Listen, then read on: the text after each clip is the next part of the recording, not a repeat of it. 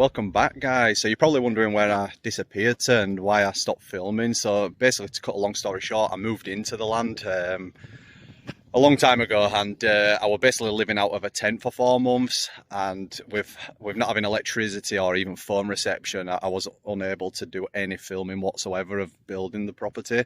So unfortunately, I had to stop. And as you can see, the house is pretty much complete now. And yeah, I just thought, because I didn't film the building process, I just thought, well, what's the point? I've missed out the main part of why I wanted to do YouTube. But since I've been starting to post a few things on social media, and there seems to be a huge interest in off-grid living in South America and Chile specifically, so I thought maybe I should start back and start doing a bit of footage and answering some frequently asked questions that people have been asking. So yeah, welcome back. And today's video is just gonna be a short one, covering some of the main questions I seem to keep getting asked.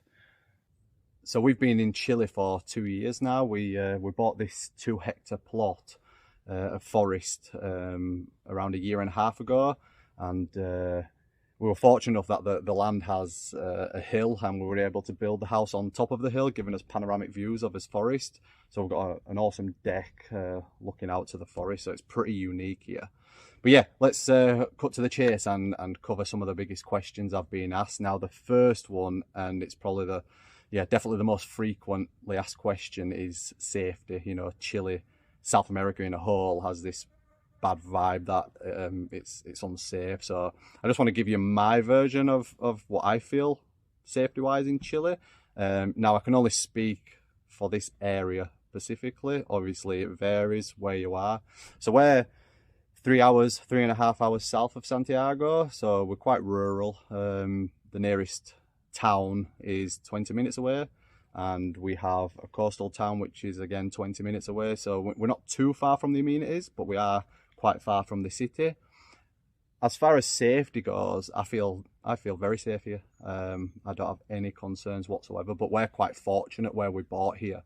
And basically we are at the end of a dirt road, and there's 10 properties within this section of road. And what the guys did as a community is put a metal barrier around 1 kilometre away, and that just stops anyone being able to drive down. So it's not accessible by car unless you've got a key for the padlock. You could walk it, but as of yet we haven't seen anyone walking down here. So I lived here for 4 months in a tent, had no issues whatsoever. And yeah, when we did build the house, we had just a door with no lock. We used to go away for the weekend and leave it unlocked, and we've never seen any issues. That being said, at the other side of the red barrier, there's a lot of houses that do get unwanted visitors. But these houses generally are houses that have been built by people from the city, and they're just there as holidays. So these houses are unattended. You know, it's just people coming in and trying to steal anything that's worth any value, really. But again, I've not yet seen this problem. So for me, it's not a concern. Safety is not a concern. I feel very safe, and the Chilean people are absolutely fantastic. They're very welcoming. My Spanish is limited, and it just doesn't seem to be a problem. They're not offended. They really treat me well, and yeah, have no issues whatsoever. So yeah, regarding safety and people, no concerns whatsoever. Now, obviously this varies where you go and where you decide to buy. The more south, you probably have less problems, but you know, I hear a lot of bad stories in Santiago. So yeah, I think the city, like any other city around the world, you know, times are hard, the economy's changed, and yeah, it certainly don't feel too safe in Santiago, but we never go, so I really can't comment on that. But yeah, as far as here, no problems.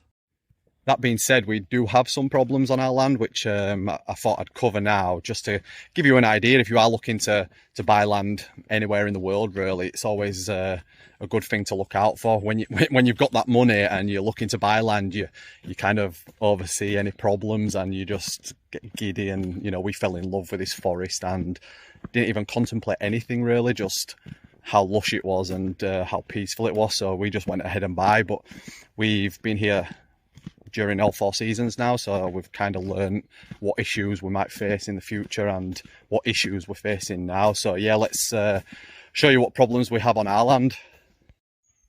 So a slight problem we're facing at the moment is securing us land. Now this isn't to secure it from people, it's actually to secure it from stray dogs. Yeah, Chile has a problem with stray dogs and we're really struggling to live here because of it. We've rescued 6 now, so we've got 6 dogs on his land, but we still keep getting stray dogs passing through. Now obviously we have 2 hectares to fence, which we've fenced 3/4 of it, but it's an expensive thing to do, and because we live in dense forest, it's yeah, it's not an easy task. But basically this mesh fencing is the cheapest option, which it still comes at a price. You're talking around $70 per 25 square meters, so it don't come cheap, especially if you've got a lot of land, and then you have to buy fence posts, barbed wire. But even with this fencing, you still have problems with strays. As you can see here, they just create holes in the mesh, they go under, and trying to keep them out is a problem. So what we've started doing now is running timber at the bottom, and this seems to be working, so that's the plan. We're going to hopefully get the land fully fenced off and then run wood all around the bottom to just try and deter any stray dogs coming. So the main issue with stray dogs coming into our land is, well, first of all, we have a 3-year-old and he likes to explore the land by himself.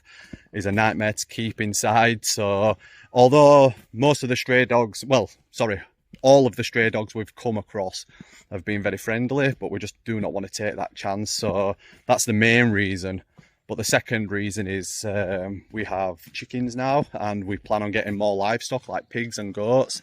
And if you follow me on social media, you'll see that the dogs got into our chicken coop and killed all 11 of us hens. So yeah, we were absolutely devastated, and we do not want that to happen again. So we've secured the coop more, sorry, and yeah, we're hoping it doesn't happen again. But yeah, it's devastating when it happens. If anyone has ever had chickens killed by foxes or dogs, it's absolutely devastating. The amount of time, energy and money you put into it, it's the last thing you want to happen. So that is definitely the #1 problem at the moment we find on this plot.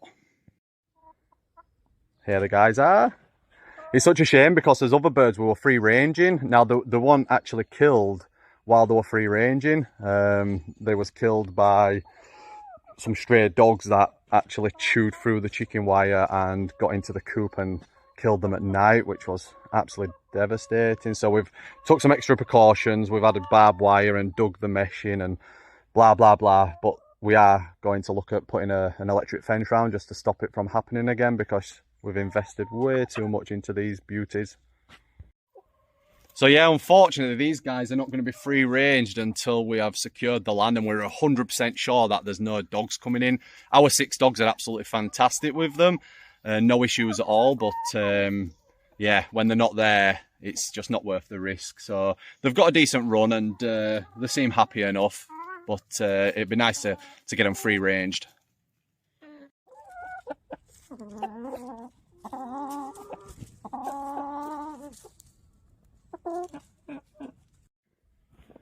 So the next biggest thing we've found that potentially could be a problem on our land is bushfires. As you can see, our forest is just so dense and lots of dry wood. Now we actually moved to this part of Chile because it's quite milder here. We're just, like I say, 20 minutes from the coast, and yeah, the winters are milder and the summers are milder as well. It doesn't reach above 35 degrees, and we thought we wouldn't have an issue with bushfires because Chile has a lot of fires. But actually last year we had a lot of close calls. A neighbouring property set on fire and the surrounding lands set on fire as well. We are trying to clear a bit of our forest, as you can see behind. We had no daylight down here at all, but again, we're fighting a losing battle. Around our forest is just forest and forest and forest. So even if we try and clear a clearing around his property, I just think we're fighting a losing battle. But we are going to do some fire prevention, maybe some water sprinklers on the property, and just try and have something there. But yeah, in general, if there is a fire here, we're just going to have to run and hope for the best. So yeah, fires in South America and Chile specifically, there's a lot of bushfires, so it's definitely something you need to look into before buying land out here. And last but not least, it's not really a problem yet, but it potentially could be. So basically around our land is a dried up riverbed called an estero in Chile. We've only seen water on here for 1 month of the year last year in September, and it wasn't anything really, no water really. But there was water there, and it really does have the potential, if we do get rainfall, to fill up. And the problem is, it's just dense, trees are falling, there's no visible access for the water to pass. So if we do get a big downpour, I think there's the potential of the water backing up and potentially flooding the bottom of his property. Like I say, it might not happen, but it's something we need to do something about just in case.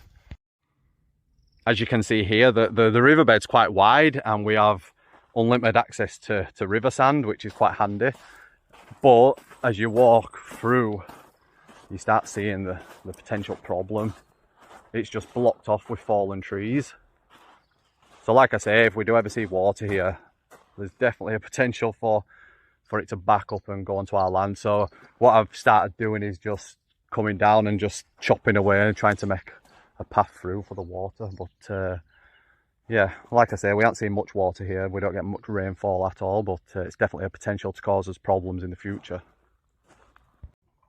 So that's it, guys. I thought I'd just do a quick video, and yeah, I'm hoping to do some more videos. Now, don't get me wrong, I really don't have the time. There's just so much going on at the moment. But I thought if I just do quick videos on my phone, no cinematic videos, and yeah, just to give you guys a bit more about off-grid living in Chile. So yeah, if you've got any questions, send them my way, and hopefully I can do some videos and try and cover some more topics. But yeah, hopefully I can get filming around what we do on a daily basis and what future plans are here, and yeah, any other things that I can think of. But yeah, we'll see you next time.